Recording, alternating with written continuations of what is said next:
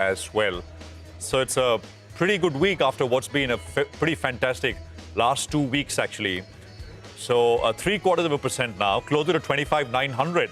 So racing away to 25,900, right to the word go. Let's see if you're able to hold on to some of these gains through the course of the session. That is important. Tomorrow, I mean, it's bit truncated in that sense. Tomorrow, of course, there's about an hour worth of trading.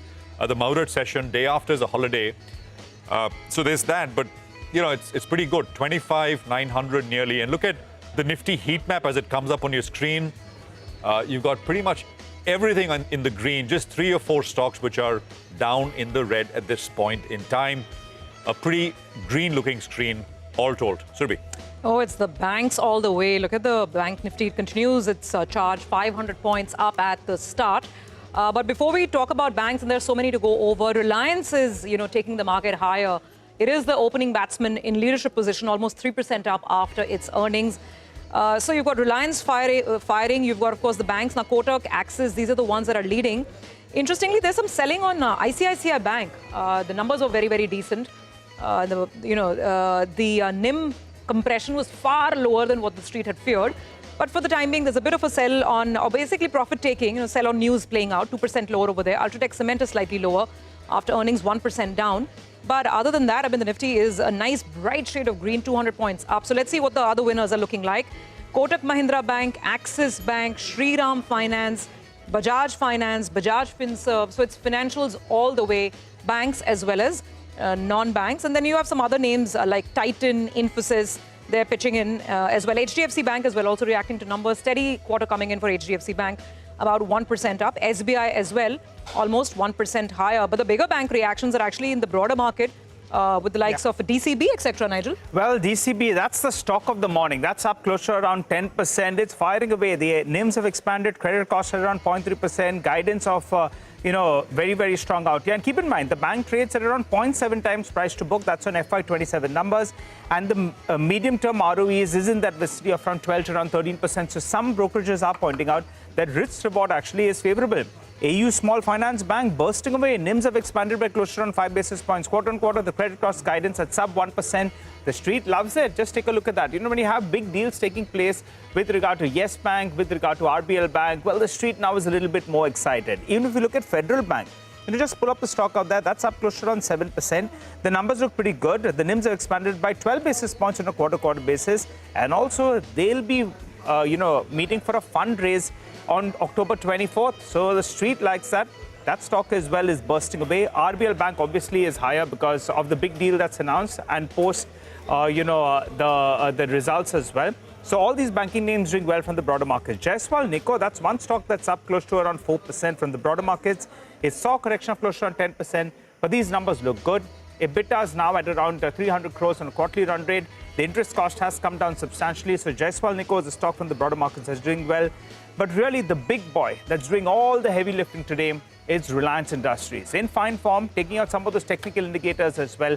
And that's doing the heavy lifting. So Reliance Industries and the Nifty Bank, well, coming together, that's a good combination. Explains why Nifty on its way to fresh all-time highs. Just want to add 2 names on the downside as well, though it's a bright green morning. Just result reactions to watch out for. Look at Tejas Networks. I mean, the stock's being slammed about 7% lower. Once again, it's reported losses. There are losses at the EBITDA level and at the PAT level as well, and the market is in no mood for any of that. And the other one is UTI AMC. In terms of all the weekend result reactions, UTI was also a bit of a disappointment, some loss of market share as well. So that stock's down about 6%. So just pointing these out, but otherwise, I mean, result reactions have been largely really good. Just one more point, Prashant, I want to make on Hindustan Zinc. The stock is down. I'll tell you what, everyone's talking about silver at $50 and whether it's good or not. I'll tell you what, Hindustan Zinc, they have hedged close to around 130 tons of silver at $37 per ton. So talking about timing the market, the largest producer, only listed player. No, hedged doesn't. They purchase prices. They have hedged. Yeah, they're going to know the sell price. They'll be selling silver at $37 per ton. Right. So that is at a sharp discount from $50 because they were expecting it to go to $41, $42, per ton. So even the best get it wrong. The largest producer has got it wrong. Close to around, that's close to 30% of their volumes hedged at a cost at a price that's much lower. But par for the course, they got it wrong. It's much higher than the $30, when they started the year at. But that's the market I view. wish I was the counterparty on the other side, on that hedge. On a lighter note, but yeah, that's quite something. Right to be able to buy silver at 37. At 37. By the way, I want to just point out that silver Bs, and Yeah, we have all these silver Bs, right? Silver Bs are down between 5 and 7%. You look at, actually, I think this is the Nippon silver. No, this is the silver. 6% lower, 152. If you can have actually all the silver ETFs essentially, and I think they're taking a bit of a setback this morning. Maybe just profit booking, right? These are financial instruments. Gold Bs, by the way, are down about 3% as well. There you go. Nippon ETF is down 6. Tata Silver ETF is down 5. HDFC Silver is down 6. And I think the Gold Bs is down a little bit as well, about 2.6 to 3%. Look at the volumes on some of this stuff. Huge, humongous. So that's something to note and keep an eye out on, apart from, of course, stocks, etc., which we are continuing to highlight. Surabhi mentioned Tejas Networks. It's on the downside, 7%. Whirlpool is down about 3%. Whirlpool had this massive move from about 1,100 all the way to about 1,250 in 2 days flat. That was Friday's high, 1,250. It's taking a bit of it's cooling off a little bit. Havells is down about 1%. Again, but volumes still very much on the upside. I mean, market breadth numerically more down than up, but volumes are with stocks which are higher. RBL Bank I saw with a 4% pop, and maybe we should just look at that as well. RBL Bank is up about 3%, 307, 308. So the price is running away after that $3 billion infusion, which has come. And the stock, by the way, is done well into this particular transaction. I have N. Jayakumar with us, Group CEO and Managing Director at Prime Securities. Jakes, good morning. Great to have you with us here on this happy occasion. First up, happy Diwali to you, your loved ones, your family, your team. Really appreciate your time here this morning. Just want to start with this RBL Bank bid, Jakes, if you have any thoughts. And it's not just RBL. There's two or three have happened before RBL, and perhaps more on their way. What do you make of it? Well, happy Diwali for starters, and wish everyone, the viewers, the very best, and including everyone at CNBC. As far as RBL is concerned, actually, more from a thesis perspective, in several of my interviews in the past, year or thereabouts, we have talked about how when the first sign of new FDI comes in, the first sector it will and should and has been seen empirically where it comes through is in the BFSI space. The financial services space, especially banking, if allowed to attract capital, can attract serious amounts of it. We saw the Yes Bank transaction, and then we've talked about the IDBI divestment. Clearly, RBL as a mid-sized private sector bank, small to mid-sized, was in a sense ripe for the taking as any external person would have looked at. So the opportunity has always been there. And from a bank perspective specifically, they've done a hell of a lot in terms of cleaning out the issues of the past. Legacy has been cleaned up. They have guided for improvements as their portfolio has changed. They've guided for an ROA of 1% at the end of the year. So they've done, in a sense, the corrective stuff. The stock has responded to that over the last 1 year. It's been one of the best performing stocks in that mid-cap space, or in fact in the banking space itself, especially from the lows. The transaction itself gives it the much needed league shift, if you will, from a small to mid-sized bank to be able to have 40 to 43,000 crores of capital means that you are now, rubbing shoulders with, if not the top four, but the next of kin, which means if you leave out the big four private sector banks, the next of them will contain RBL as one bank, especially with the kind of net worth they will have post this transaction. So A, cost reduction, B, in terms of credit rating, C, in terms of pivoting business. I think commentary will now focus on how they pivot to be able to utilize this capital and grow their balance sheet from the current 1 lakh crores to maybe 2.5, 3 lakh crores over the next 3 to 4 years. Yeah. That is going to be the commentary people will watch out for. It's a landmark transaction, and it tells you clearly that there is capital waiting to come in, especially in the space that we talked about. Yeah, no, absolutely. And large capital, right? And it's a control transaction. That's what's interesting. We've seen 10, 15% kind of, but this is 60%. So it becomes a subsidiary of Emirates NBD, and so in a way, a new chapter, new leaf, whatever you want to call it. Sandeep Bhatia is also with us, Managing Director and Head of Equity India at Macquarie. Sandeep, great to have you with us here. Thanks very much. Happy Diwali to you, your team, your family. Appreciate your time as always. RBL, if you have any specific thoughts, but the broader question is financials. Financials were top of the list in terms of what will do well if one asked that question a year and a half back. But then, of course, they didn't do very much. But looks like stars are aligning, stars are coming up in a row. All the measures on the tax front, easing front, and now, of course, some of these large deals coming into being as well. What do you make of it, Sandeep? So, very happy Diwali and New Year for the entire CNBC team and everyone and loved ones of the viewers. I think the finance sector has always been cheap, so there's always a lot of interest because valuations compared to the rest of the market has been good. It's also a sector which is very liquid, has large exposure both from domestic institutions and foreign institutions. So it's mostly a default position. I think what happened in the current somewhat which just went by, we saw essentially the impact of low growth, no lending growth. With the GST rate cuts and with now, I think definitely more optimism in terms of consumer spend in the broader economy. I think volume growth, or which is for banks, loan growth will definitely come back.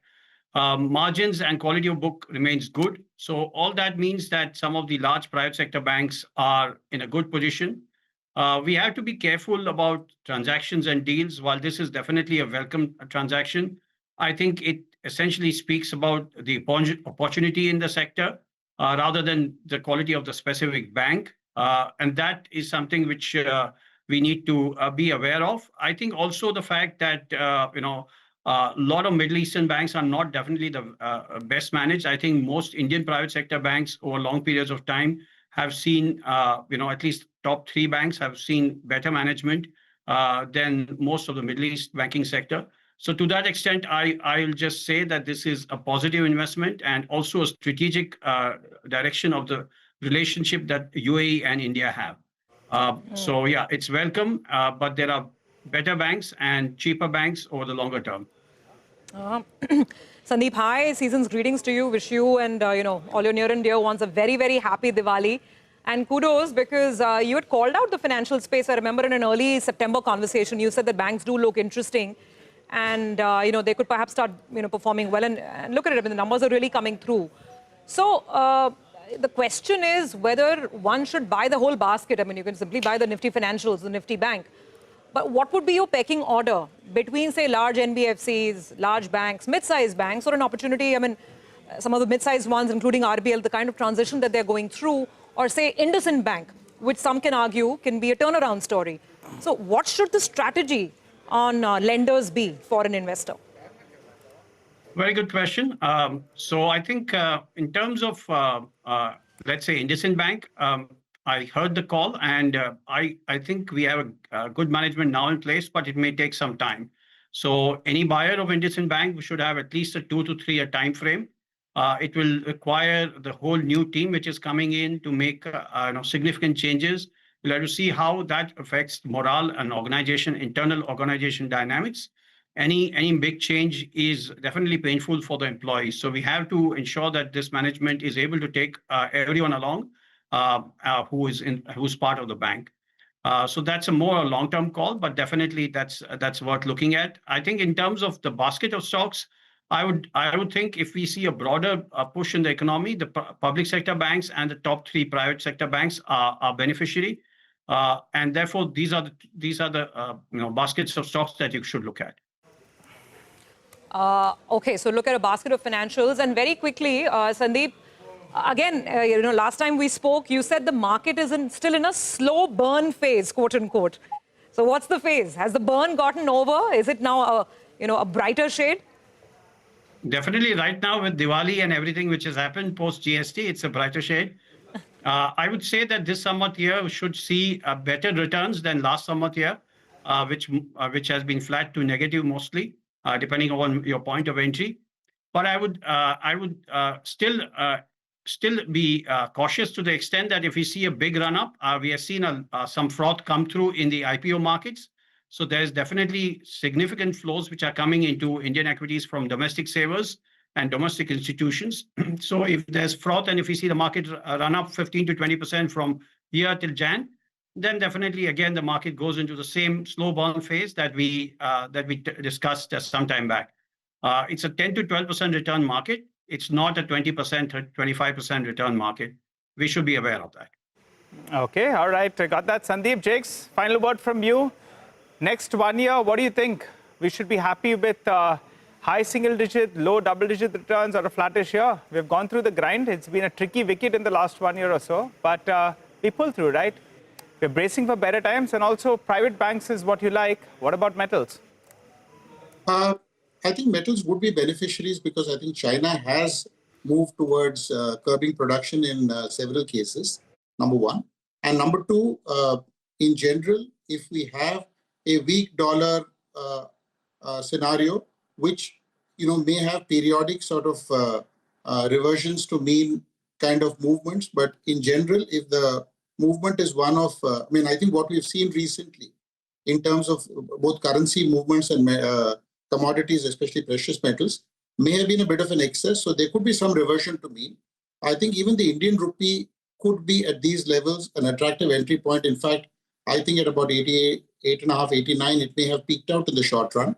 So keeping that in mind, and with oil being low, which is the big sort of tailwind for India, my assessment is we may be happy with 8-9% returns is one way to put it, but we could end up getting much more than that.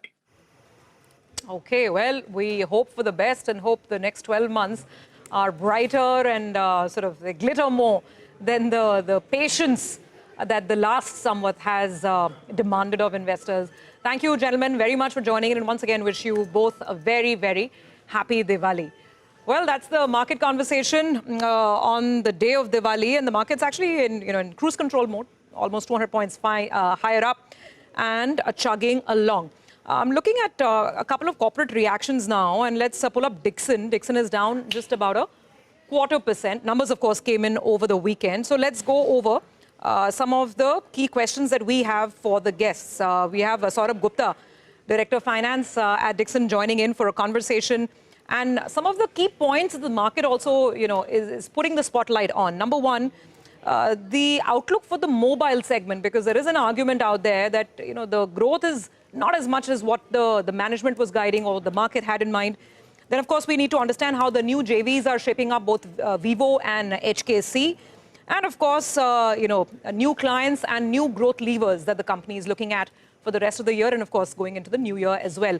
Saurabh, thank you so much for joining in. Season's greetings to you. First of all, wish you, everybody at Dixon and, everyone at home a very, very happy Diwali. It's been a steady quarter. But allow me to ask you this, because, the guidance on the mobile, mobile phone volume side was about 15% growth.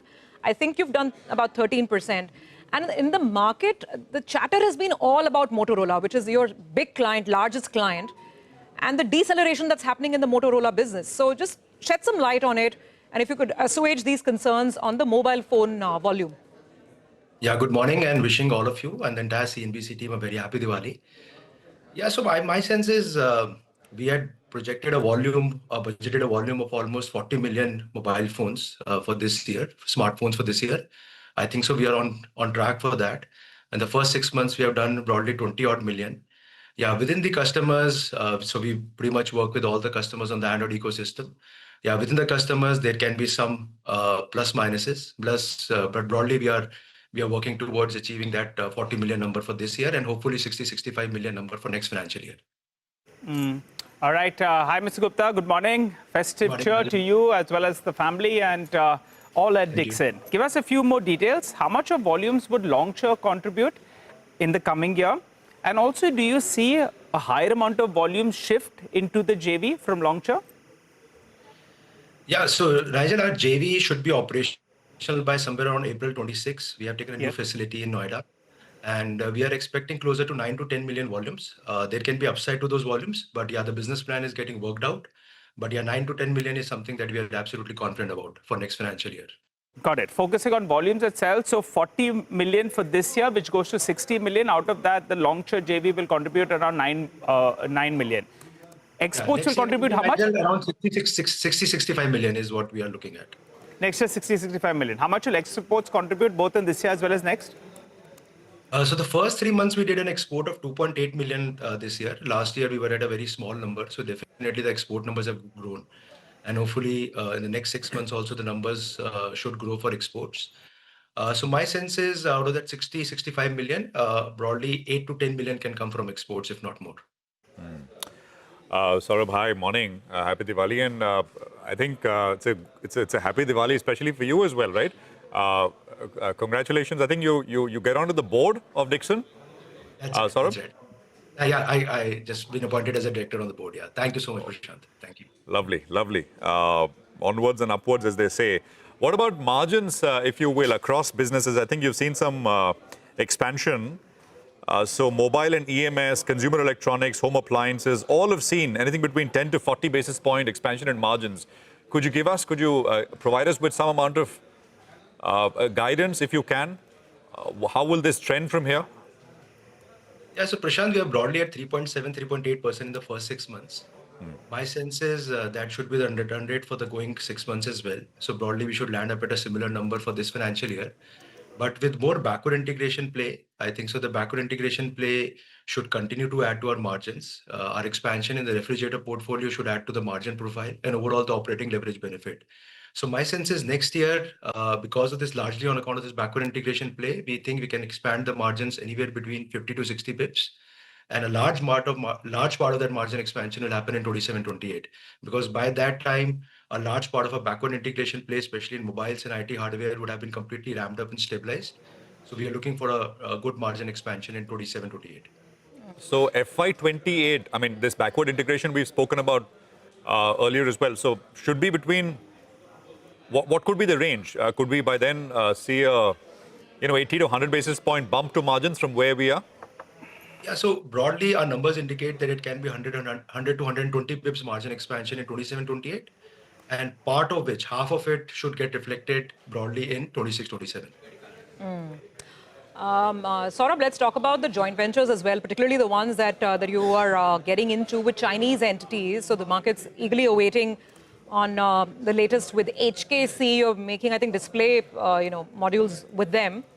There's Vivo as well.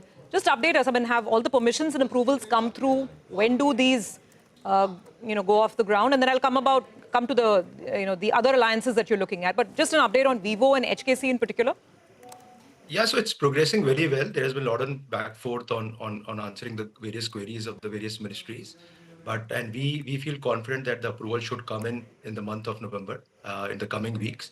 So we are absolutely geared up for that. And we plan to consolidate hopefully our numbers from Vivo, hopefully in Q4. And HKC, the construction is happening. The machines will be installed by end of December. The trials will happen in Q4 of this fiscal, and the mass production will happen in Q1. So we are absolutely on track. Our acquisition of QTech happened on 26th September. So we started consolidating the financials. So that would already start to play out in Q3 and Q4. And we'll continue to deepen the level of manufacturing, expand our margin, expand the capacities, and also take advantage of the component PLI scheme. Okay. All right. And just very quickly, 10 seconds, overall top line growth for this year, and just give us the revenue mix. What will it be? And whether there'll be any pickup in your consumer electronics business, which obviously has been sluggish. Consumer electronics is sluggish because the TV demand was really muted in this quarter, mainly on account of this postponement of purchases on account of the GST announcements. Hopefully, we should be able to recoup some of that in Q3. My sense is the overall revenue guidance, I would say, should be closer to 30-35% for this year. But definitely, we are looking for almost a large growth for next financial year. So between 24-25 and 26-27, we should be broadly able to double our revenues. All right. And profitability, last year it was around 700 crores, which was double of the previous year. You're a 1 lakh crore market capitalization. Most on the street are anticipating by FY28, you'll do 2,200 crores of PAT. Is that possible? 700 crores last year goes to around 2,200 crores. Yes, it should be in that range, Nigel, broadly, yes. Yeah. All right, Mr. Gupta, thanks a lot for joining you. Have a good Diwali. For the timing, the stock looks expensive, but maybe on a forward basis, if you do that 2,200 crores, then it's at around that 45, 46 times out, which is relatively less expensive. Appreciate you joining in. That said, let's shift focus to JSW Steel then. Mr. Jayant Acharya, the Joint Managing Director and CEO of the company, joins us on the show. Hi, Mr. Acharya. Thanks a lot for joining in. And it appears your subsidiaries actually have done very, very well. So first, let's focus on demand. What are the trends you're seeing on the industry at current reckoning? Demand has been, fairly strong. We saw an 8.9% growth in the quarter two. This is on the back of a larger base, let's say, over the last few years. So demand continues to be strong in spite of a seasonally, weaker quarter, let's say, and a prolonged monsoon. Second half, I would say the demand will be better. Post the implementation of the new GST rates, the sentiments have turned quite positive. We see economic activity and buying across multiple segments. So I think the consumption story will really pick up post this because we have interest lower, we have the benefit of lower inflation, we have the benefit of lower income tax, and on top of that, the GST. So all combined, I think, will spur consumption in a good way as we go forward. All right. What about demand? Demand's strong, right? As you're saying. But what about the scope of going ahead and increasing prices? There's a big gap, if I look at it, between domestic pricing and the landed cost of imports. So, one is that it's a seasonally weaker quarter. Secondly, the fact that the supply which came in terms of the production was a little lumpy, let's say, from the domestic producers. So that production, I think, was a little bit more during these last few months. But by and large, now we see that absorbed. Pricing, we feel in the monsoon quarter has now more or less stabilized. Between November to December, we should see a price improvement on the back of a better demand, better consumption. And as you said very rightly, there is a discount to import prices. So all in all, a seasonally stronger H2 will see improved prices going forward. Okay, all right. Coking coal cost will move up a little bit, if you look at it on a quarter-to-quarter basis. But directionally, since operating leverage, higher prices as well will play out, do you think the EBITDA number can actually improve? So if you were to look at the outlook, so one, reiterating that the volumes will be better. We already had good volume numbers, as you saw in quarter two. Going into quarter three and quarter four, we are seeing that Dolvi has ramped up well, BPSL has ramped up well, and JVML now I think will be able to deliver, let's say, the full capacity now in the second half. So volumes will be better. Demand is likely to be better for the second half. Pricing, as I said, between November to December should improve. On the cost position side, we should be able to mitigate the impact of the coking coal cost through efficiencies. However, that said, also keep in mind that we have taken our blast furnace, one of our blast furnaces in Vijayanagar, for a shutdown for expansion of the capacity by 1.5 million tons. And that's for a period of about 150 days. So there'll be some shutdown related impact cost which would come in. But other than that, on an operational parameter point of view, I think we'll be range bound on cost. The benefit which could come is on the raw material side would be iron ore, because iron ore prices have been elevated in India. And internationally as well, we expect a reduction in the iron ore prices in the coming quarter, in the October-December quarter. So that should be positive. Okay, what about international operations? How is the US as well as Europe shaping up? Europe, in fact, it looked pretty good for the last quarter. Italy has done well last quarter. The rail shipments were better, the rail volumes were better. We expect Italy to be operating in a stable environment for the next half as well.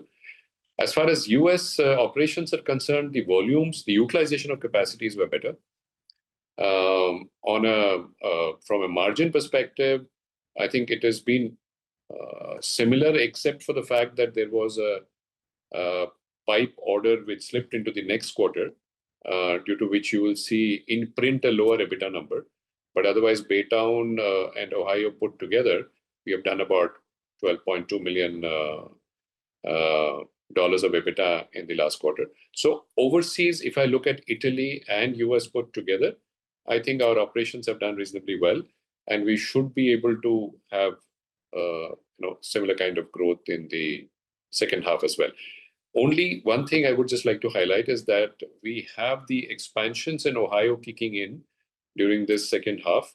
So there will be a shutdown for a period of time to implement that particular equipment, so that there will be some impact on the volume. Other than that, we'll be fine.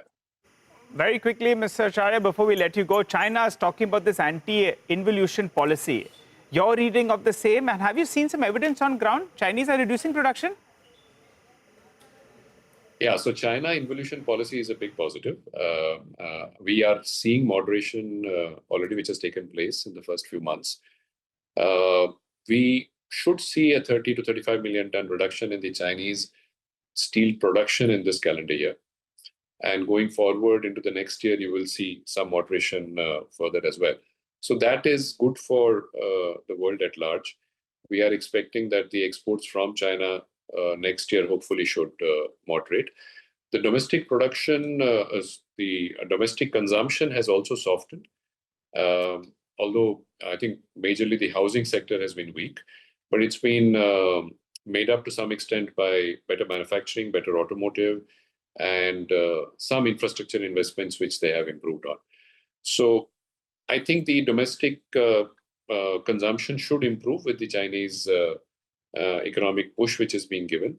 Production is coming down, and that should reduce exports, which augurs well for the industry at large. Thanks a lot, Mr. Acharya, for joining in and giving us an outlook with regard to the second half of the year. Chinese reducing production. That's going to be the greatest news, I think, both for their industry and the global steel industry as well. Thanks a lot. Well, we'll slip into a short break. On the other side, we'll connect with the management of IDFC Bank to detail their quarter numbers. Stay with us.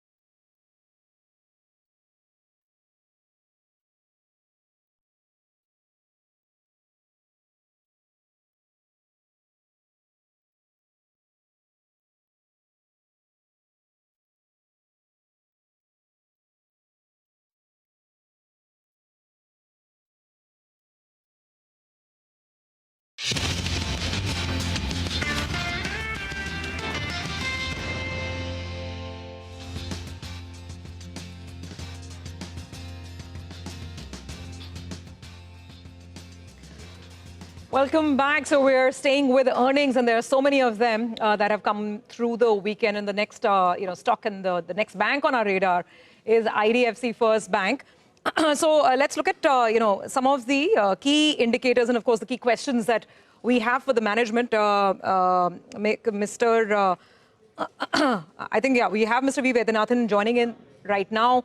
Some of the points that the street would want clarity on would include, of course, the net interest margin picture. Can there be an expectation of better NIMs in the second half of the year? That's point number one. The bank has reported a very robust loan growth, 20% robust loan growth. So is that likely to sustain? And of course, we want to understand their ROA targets as well going forward.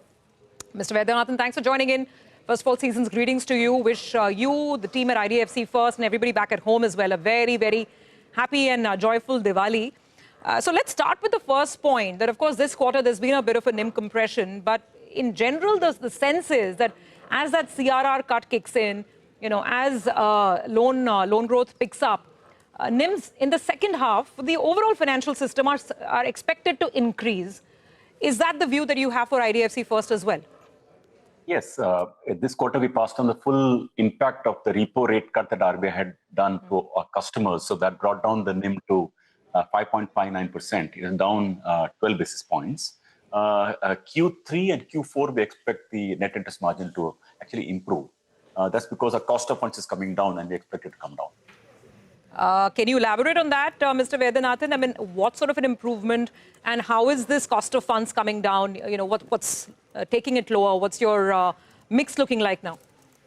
Basically, we brought down the fixed deposit rate quite sharply by about 100 basis points. So, and the fixed deposit rate usually takes about 1 year to about 15 months to fully pass on because that's a typical tenor of fixed deposit. They come for repricing. Whenever they reprice them at a lower rate. So that is already brought down our cost of funds last quarter quite substantially.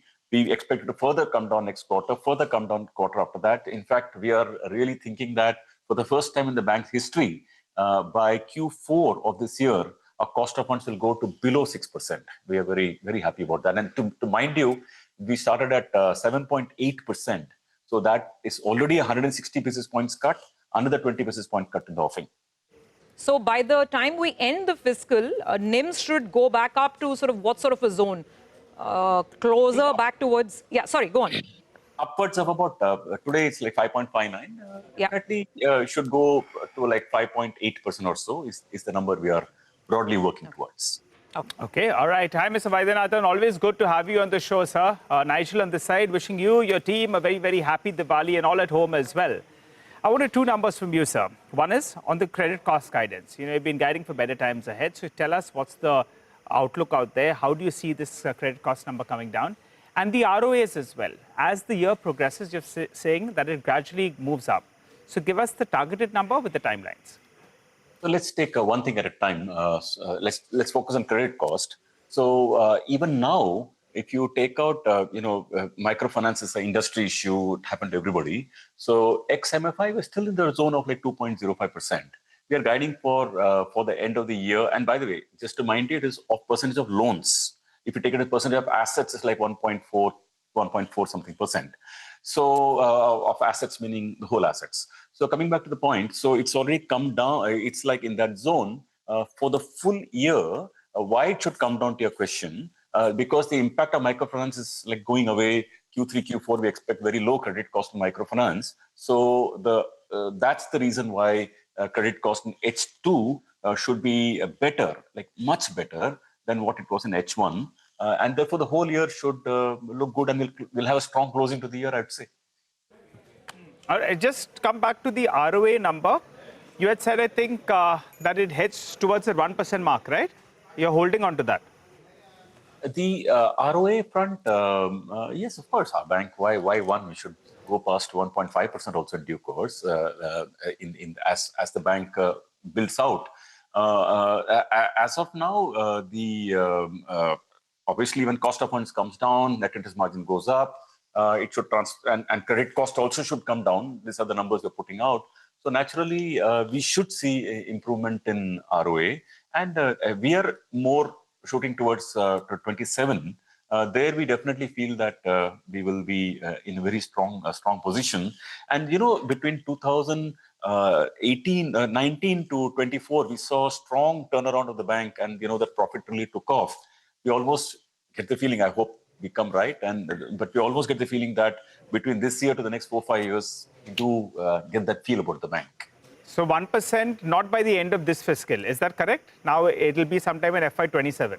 27 certainly, but end of the year we'll see where it goes. The direction should be definitely trending in the direction. Now, whether it exactly touches 110, 100 basis point, 1 or maybe 0.9 or 0.8, it's very hard to pick a number specifically on these things because there's so many moving parts. That's why I always focus on direction. I always focus on building the big blocks right, credit deposit ratio, borrowing, the capital. So we look at the big block items, and these things will fall in place. I can't pick a specific decimal, but direction is definitely good. Mr. Vaidyanathan, let's talk about the loan growth as well. I mean, 20%. That's it's quite remarkable, right? So, is this the kind of number that you think you'll do for the full year? And also qualitatively, where's the confidence coming from or the comfort coming from? Which are the segments where you're really seeing demand for credit pickup? You can see now how the GST cut has really lifted off the game, and you've seen the numbers that have come from consumer durable companies, two-wheeler companies, car companies, consumption companies.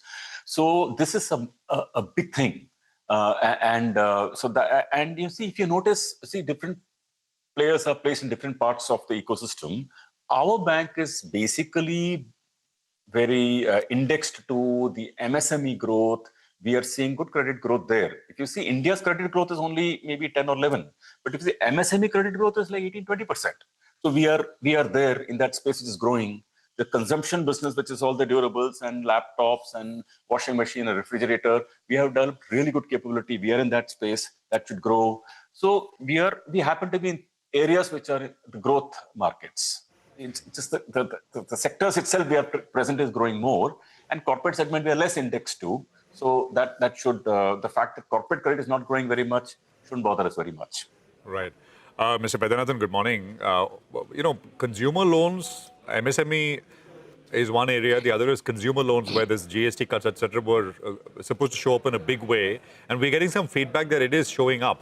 Could you give us some sense of how big a lift this segment is getting or is seeing in your bank, sir? The numbers in the public domain, right? Where different research houses, including SBI, IDFC, everybody's put out that consumption growth in the country, because of GST factor alone, is expected to lift by about 2 lakh crores. And we happen to be in that space, like I said before. That's one reason. Of course, the interest rates that came down, income tax that came down, all that put cash in the pocket, we know all that. The thing, if you see, since you asked specifically for us, where is our growth coming from? We are growing the loan book by about, let me call it about 50,000 crores a year, but or in that zone, maybe 45 to 50. And 90% of this growth is coming from 4 areas. One is mortgages. That's growing by about 7,500 crores. Second is vehicle financing. That's growing by about 6,500 crores. Third is consumer financing. We talked about all those products there earlier. So that is about 6,000 crores. And then business financing, which is a small business, large business, even corporate banking, that's about 20,000 crores. So if you add these 4 numbers put together, you'll find 90% of our growth is coming from these 4 lines of businesses. That's very, very helpful, Mr. Vaidyanathan. We'll leave it there, and we'll do a status check maybe in a month's time when you have a sense of how the festive season, and of course this is one of the best periods for financial institutions, for consumer spending, etc., as well, seasonally, because of festivals. So we'll do that. Thank you very much for joining us once again. Season's greetings and happy Diwali to you from all of us. From all of us as well, to everybody and your viewers. And I must say that last year and a half or so went away talking about microfinance, this, that, book coming down, yield coming down, all that. It's taken away about a year and a half of our income lines, and that's why you saw profits are muted. I can safely say that next quarter after that, in 27, 28, 29, we see almost the same zone of growth coming back in profitability because the credit costs coming down and margins improving. So you should look forward for better days from IDFC. Absolutely. And we certainly hope so. And we look forward to reporting on those better days and speaking to you as well. Thank you very much once again. Appreciate it. All right. Well, it's financials and banks in focus, one after the other. So let me now welcome in the management of Federal Bank, which has reported a pretty good set of results. Mr. Venkatraman Venkateswaran is Executive Director at Federal Bank. He's joining us now to talk about earnings. And we'll talk about a couple of things, right? So just want to put out and tease out what we'll talk about. Loan growth pick up from here, margin expansion and whether it will sustain, credit costs, whether they will go down from here or not. Sir, good morning. Welcome to the program. Thank you very much for joining us. Prashant this side. First up is, it's season's greetings and happy Diwali to you, your team, your loved ones, from all of us here at CNBC TV18. Thank you. Good morning, Prashant, and happy Diwali to all the viewers. Mr. Venkateswaran, if I may, and please, if you will allow me, actually, before we get to earnings and guidance there, so over the weekend, this big deal came in, right?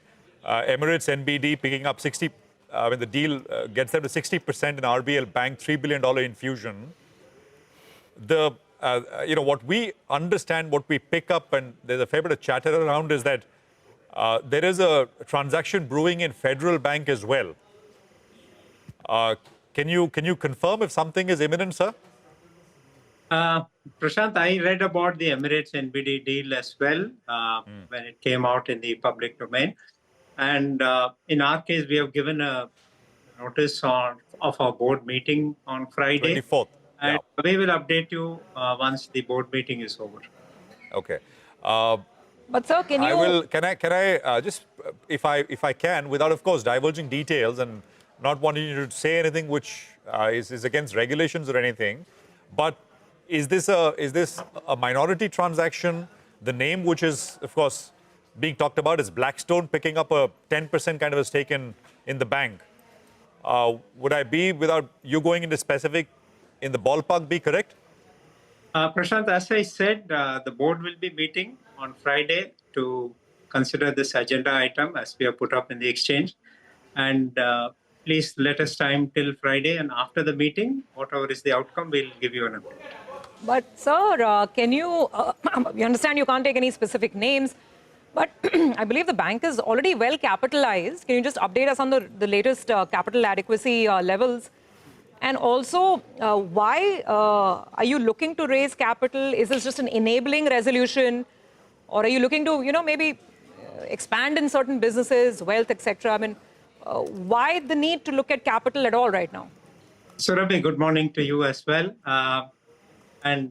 Like I said, I'll just repeat, just bear with us till Friday. Once the board meeting is over, then we'll definitely come out and give you an update on the outcome of the meeting. This is a minority transaction, right? That much you can tell us. I don't even know what transaction you're referring to. All that I know, the board is meeting on Friday on the agenda, which we have put up a notice on. And we will, as I said, we will definitely come back and give an update on the outcome of the board meeting. All right. So in the past, you have said that wealth management is something that you like to look at. Possibly that you're looking at some inorganic growth in this direction? Nigel, good morning to you. Morning, sir. On wealth management, Nigel, as you know, we have recruited a head of wealth management who joined us earlier this financial year. And we are building out our platform for launch of the organic offering of wealth to our customers, which is on track. And, in Q3, next quarter, or rather this quarter as we speak, we will have the rollout of the wealth offering to our customers. So that is on track. And, we do, of course, want to grow as part of our strategic objective, which we had outlined in the analyst meet. Wealth is a focus area and the organic rollout is on the cards. And what about inorganic growth, sir? Nothing on the table at this stage, Nigel. So the money that you're raising could probably be used for some other inorganic growth? I don't want to comment on this aspect. As I said, let's wait till Friday and then we can talk more on. But it's not just an enabling resolution. The intent is to go ahead and raise money, right? The board will consider all options and we'll have to respect the wisdom of the board. Okay, let's focus on business then. We tried. Went over the wicket, round the wicket, also bowled a couple of dusras. But we'll wait till Friday, as you told us. Let's focus on business. What's the loan growth outlook? What kind of NIMs are you looking at, in the coming year? Tell us how's the trajectory panning out. On NIMs, Nigel, as you had seen, we had a very strong quarter in terms of NIM growth from 2.94 to 3.06. Completely driven by the fact that the cost of funds dropped by 22 bips and yield on advances dropped by 14 bips. So a large part, 8 bips came from there, another 1 bip from CRR cut, and the balance was on balance sheet optimization. So completely no one-offs in that, very strong growth. And I'll touch upon the advances in a minute. And what you also see is the fact that the NIMS was helped by actions which we took on both sides of the balance sheet, both liabilities and on the asset side. We do expect to see the NIM improvement trajectory to continue in the coming quarters as well. On the advances, whilst the overall advances may look, like a high single digit, but one needs to go beyond what is there in terms of seeing we have grown very, very strongly on all the chosen segments which we had outlined earlier. The mid-yielding segment where we have commercial banking grow 7% QOQ, CVC 4%, gold, whilst the headline says retail, overall gold grew 3%, retail gold actually grew 7% QOQ. And cards grew close to 4.5%. So very strong growth in all these areas. And to add to that, the two other medium yielding segments, LAP and business banking, both which had shown a degrowth last quarter, has turned the corner, have grown, albeit 2% and 1.5%. But we expect to see those two segments also coming back very strongly. So overall, on the asset side growth, on the chosen segments, extremely strong growth. And we do expect to see that continue, the momentum continue. But just a follow-up on the 2 points that Nigel raised, sir. Your largest segment, retail, that was up just, I think, 1.5%. Why such sluggishness there? I mean, are you expecting it to improve? So what would be the total loan growth for the year? And you said NIMs are expected to keep improving. If you could give us some range, I mean, what would the exit expectation be by the time the year ends? Sure. See, I think, again, coming back to the overall growth number which you mentioned for retail, you should understand that in our balance sheet, nearly 50% of advances is in home loan and corporate. And these are the two segments which contribute the least at this stage to the margins.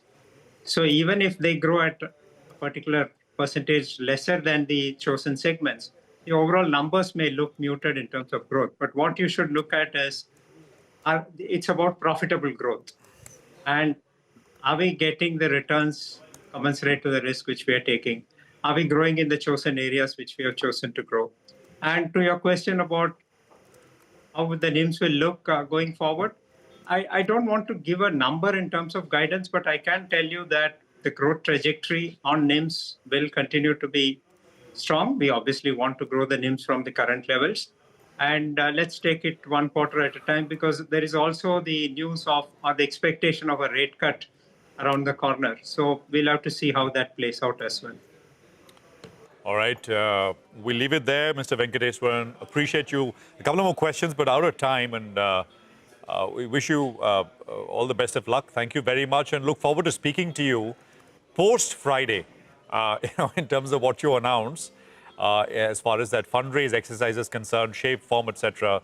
I hope we'll have the opportunity to be able to do that right out of that board meeting. Thank you very much. Sure, Prashant. Thank you. Bye. Thank you. What we'll do is take a quick commercial break here. Markets, of course, have come off. We were up about 200 points. We're up 100. So there is a bit of a drop-off which has happened. Across these precious metal ETFs, both silver and gold ETFs, there is a sharp drop-off between 6, 7, 8%. Drop-off coming through here. Market breadth is slightly negative, 1,100 higher, and about 1,700 stocks are lower. Lots of single stocks with huge volumes on the upside. We'll talk about some of them in a bit. Commodities in focus on the other side. Manisha will come on in just a bit. Stay tuned.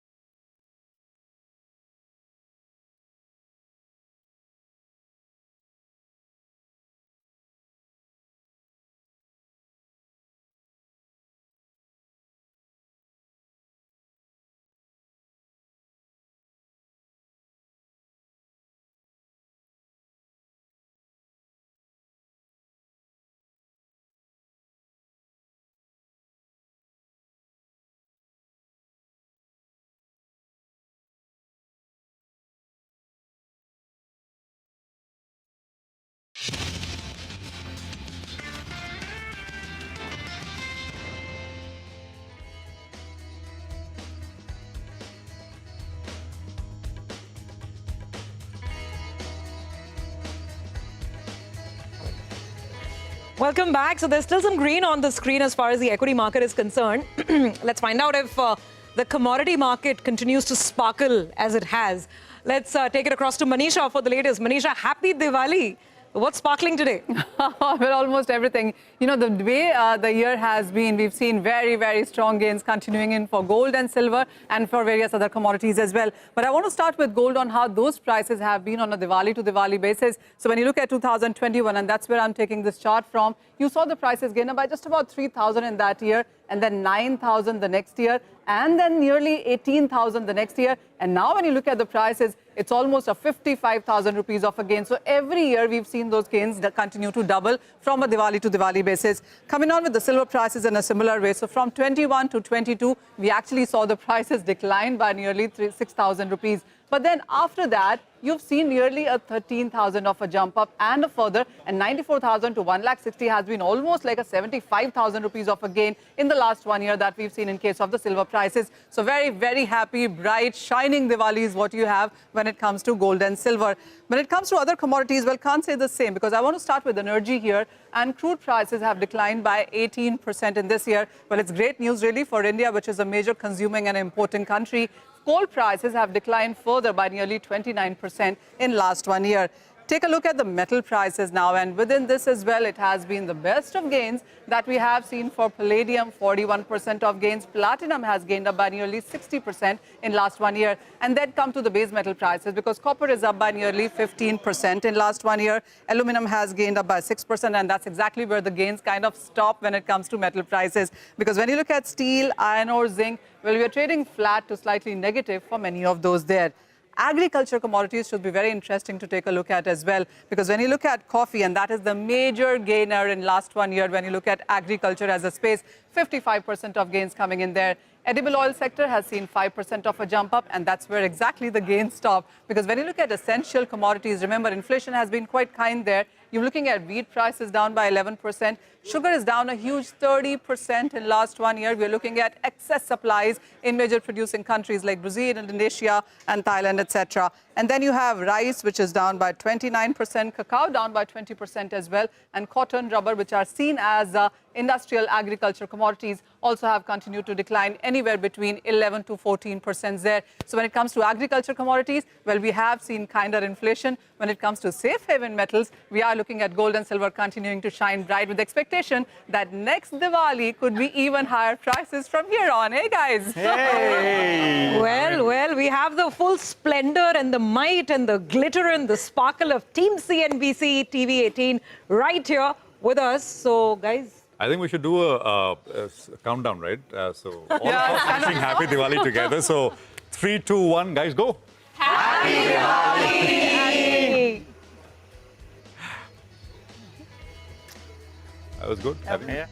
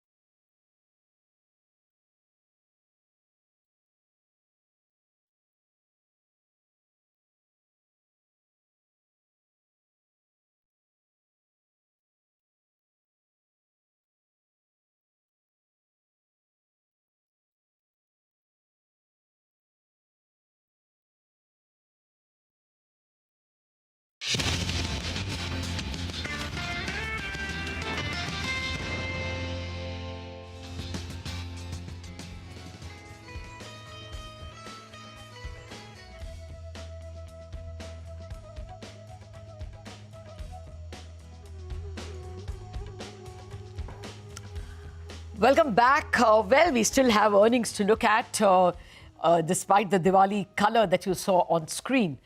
The earnings continue with banks. Actually, Bank of India's second quarter numbers are in focus. Net interest margin is under pressure, like it is for all banks, but loan growth is excellent at 14%. Joining us now is Rajneesh Karnatak, the Managing Director and CEO at Bank of India. Good morning, Mr. Karnatak, and season's greetings. Happy Diwali to you and to everyone at Bank of India and your families.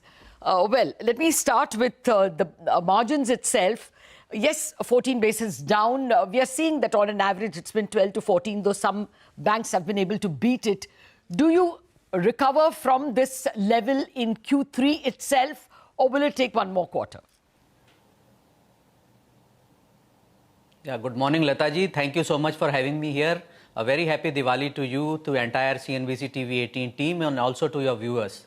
Thank you. So as you rightly said that, yes, NIMs are under pressure and our NIMs have dipped and we have closed the global NIM at 2.55%. However, if you see our domestic NIM, they are much better at somewhere around 2.86. As far as the going forward NIMs are concerned for Q3, we think that it should be improvement, because whatever the repricing had to happen in the credit side has happened in the Q2 quarter, because the last cut, as you remember, has happened in the month of June 25, and the entire cut has been taken up in the quarter of Q2. As regards the repricing on the liability side, some repricing is yet to take place, and we feel that the entire repricing would happen in the Q3. So we should see a better uptick as far as the net interest income is concerned from the Q4 quarter. Even if there is a rate cut in December, which some people are expecting because the October inflation is likely to be 0.5% or even lower. So, even the governor said that there is space to support growth. If there is a rate cut in December, will you still be able to post a slightly higher margin? Because your overall guidance is 2.6, right, for the full year? Yes. So let me clarify that, first of all, we would not speculate on the rate cut from the RBI side. Yeah. Considering the fact that the inflation is under control, retail inflation is on a lower side, there is an expectation for that. So, but if the rate cut does happen, definitely it will impact the net interest income for all the banks, because obviously the 63% of our book for Bank of India is external benchmark, which is linked to the repo. So there will be some impact, definitely. But are you confident of 2.6% for the full year margins? That's your guidance, right? Yeah, that is our guidance at present, considering the fact that, assuming that there is no further rate cut. Okay. Oh, okay. So we will have to take it as it comes. Mr. Karnatak, what is your sense about asset quality? You have a decent 16% rise in margin in MSME loans. Your overall exposure to agriculture is 20% of your adjusted net bank credit, which is, the priority sector requires 18%, you have 20%. Are you worried about, any loan deterioration? How is your SMA1 and SMA2? Yeah. So as far as the asset quality is concerned, if you see our results, Lataji, that we have a very good asset quality in the Q2, and our fresh slippage was only 895 crores. And if you see the slippage ratio also, it is at 0.14 only. And we have improved our slippage ratio. Our gross NPA and net NPA has come down. Our gross NPA is now only 18,000 crores. Our net NPA is somewhere around 4,000 crores. And in percentage terms also, our gross NPA is 2.65. And the net NPA is also at 0.55. So we are improving as far as the asset quality is concerned. As regards our SMA numbers, there also, if you see 5 crore and above that we have published, so there our figure was around 7,000 crore in Q2, which is now at around 6,000 crore in Q2, which was around 8,000 crores, which was there in Q1. So there also we have improved. And as far as the SMA above 5 CR is concerned, it is now below 1% of our global loan book, standard book. So there is an improvement in that, and SMA 1 and 2 is also not very high. As I said, the overall SMA number is within 1% of the standard book as on the Q2 of 25. Got that. So no concerns at all. Your credit cost is really low at 0.28, and you think there is scope for it to go even lower, right? Okay, let me come to the loan growth once again. Credit cost is low, Lataji, because of the fact that yeah, please go ahead. Go ahead. No, go ahead, sir. Complete your credit cost argument. Yeah, just wanted to give more clarity and color on this credit cost part. So credit cost is low, as you rightly said. That is also because of the fact that we have been able to contain our slippages in Q2. Since the slippages were below 900 crores, obviously the credit cost also has come down to 0.28%, which is lower than the 0.55, which was there in the Q1. Okay. Loan growth, you have done 14%, but you're guiding only 12 to 13% for the full year. Will you surprise us on the upside? Are you guiding too conservatively? Yeah. So loan growth has been 14%. You are right on a global side. On domestic side, in fact, it is much better. So if you see the domestic growth in the RAM segment, our agriculture has grown at 13%. Our MSME has grown at 16%. Our retail has grown at around 19%. And our RAM has grown at around 17% on a YOY basis. Even the corporate credit had grown in double digits in the domestic side at around 10%. So when we are saying the guidance of around 12 to 13%, yes, the guidance is conservative and we are fully confident that we'll be surpassing this guidance. Okay. Only thing is that because of some geopolitical issues which are there, the war issue and the tariff issue, we are just trying to give a guidance which is like a 12 to 13%. Oh, right. Got that. Let me come to the ECL. You must have done some internal calculations about expected credit loss. How long will you take? What may be the impact on the balance sheet and P&L in the first year, FY27? So in the first year, FY 25-26, see, as you know, the guideline, only the draft guidelines has come out. We are internally going through that. All banks are going through it. So what we know is that it is effective from 1st April 2027. There is a 5-year leeway which the RBI has given to all the banks. And there is a provision which is to be made for the stage 1, stage 2 and stage 3 assets. The ballpark calculation that we have done, that's a very preliminary estimate. In that, I can say that on the CRAR front, we see an impact of around 1% on the CRAR on an annualized basis. So 1% per annum, which means that around 5% in the 5 years. And as far as the clarity on the CRR is concerned, see, we have already done a net profit of around 4,800 crores in the half year. And this year, we are estimating in this financial year FY26 a net profit of around 10,000 crores. Given that fact, our CRAR will improve to that extent. And further, 1 percentage point of our Bank of India CRAR equals to around 4,500 to 4,600 crores. So we will be having a 2% increase, 2.0% increase in the CRAR by FY26. And 1% shave off should come because of the ECL. Have you also counted because of Basel III norms? And I do not think much impact will happen on the CRAR or the profitability of the bank. Fair enough. Okay, I'll discuss about the Basel III on another occasion since we're running out of time. I wanted to just get one point in. Did the government get in touch with you about consolidation at all? The buzz keeps coming every now and then. Can you enlighten us? No, we have no idea about that. It's a government's prerogative and there is no consultation on that. Okay, and you're not raising any capital? No, not at present. In this financial year, let me clarify, from the board, we have taken approval for raising our CET1 and CET2 for around 5,000 crore in FY26. CET2, we may be coming, Tier 2, we will be coming in this quarter, in Q3 quarter. And as far as the equity is concerned, there is no plan as on date for raising any equity this financial year. Okay, well, we are actually out of time. We will invite you yet again for a more detailed conversation. It's just such a bunch of earnings that came over the weekend that we have to keep things short. Thank you very much, Mr. Karnatak, for joining us. And once again, season's greetings to everyone at Bank of India. Thank you, madam. Thank you, Lataji, and to the entire team of CNBC-TV18. Thank you. Okay, thank you, sir. I just want to say that, you know, the market has ushered in Diwali Day with a lot of gusto. Just as we were, at 10 a.m., it looked like the market was giving away some of its gains. The gain on the Nifty dropped to about 110 points, but it's charged up once again. And I am not surprised who is leading it. It is the banks. You know, almost every banking stock that has announced numbers has surprised on the upside in terms of margins, surprised on the upside in terms of credit growth, and the regulator has been, getting kinder and kinder to the banks. So my sense is that the Bank Nifty, which is already at an all-time high, is likely to push the Nifty to fresh all-time highs very soon. We wrap up on Bazaar on that cheerful note. Chartbusters coming up with another bunch of earnings interviews.